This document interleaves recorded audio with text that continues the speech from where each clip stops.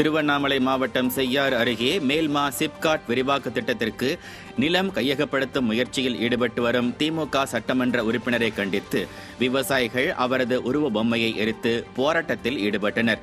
செய்யாறு திமுக சட்டமன்ற உறுப்பினர் ஜோதி என்பவர் இளநீர் குன்றம் கிராமத்தில் நிலம் கையகப்படுத்துவதற்கு விவசாயிகளிடம் மிரட்டி கையெழுத்து வாங்குவதாக கூறப்படுகிறது. இதற்கு கண்டனம் தெரிவித்த விவசாயிகள் திமுக சட்டமன்ற உறுப்பினர் ஜோதியின் உருவ பொம்மையை எரித்து கண்டன கோஷமிட்டனர்.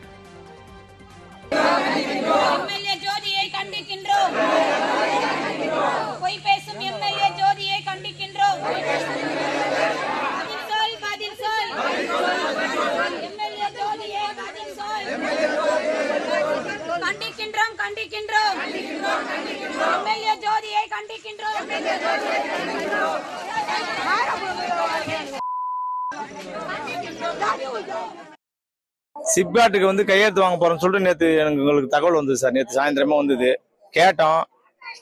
அவங்க அதெல்லாம் எதுவும் இல்லப்பா அப்படின்னு சொல்லிட்டு சொன்னாங்க. மறுபடியும் காலையில இளைஞர் குழு கிளை செயலாளர் நாகராஜன் கிட்ட போயிட்டு கையெழுத்து கேட்டாங்க. அவர் என்ன சொல்லிட்டாரு, நான் போட மாட்டேன்பா அப்படின்னு சொல்லிட்டாரு. உடனே எம்எல்ஏக்கு போன் பண்ணி எம்எல்ஏ கிட்ட பேசுறாங்க. எம்எல்ஏ என்ன சொல்றாரு, நான் உங்களுக்கு நிறைய நல்ல நிலமா வேற ஏன்னா வாங்கி கொடுக்குறேன், இதுக்கு கையெழுத்து போட்டு கொடுப்பா அப்படின்னு சொல்லிட்டு கிளை செயலாளர் கேட்கிறாரு. கட்சிக்கார அமைச்சர் கணத்துல போய் வீடானா கூட வீந்து பண்ணுமா. உணவு இருந்தாதான் நம்ம எதையும் செய்ய முடியும், நம்ம உடம்பே இயங்கும். அப்படி இருக்கும்போது இன்னைக்கு அதை சிப்காட்டு நிலமா சிப்காடு ஆகிட்டா நாளைக்கு நம்ம எல்லாம் எதைத்தான் துண்டுறது.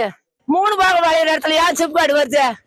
1 பாகம் விளையிற இடத்துல சிப்காடு கட்டுறது தானே என்ன?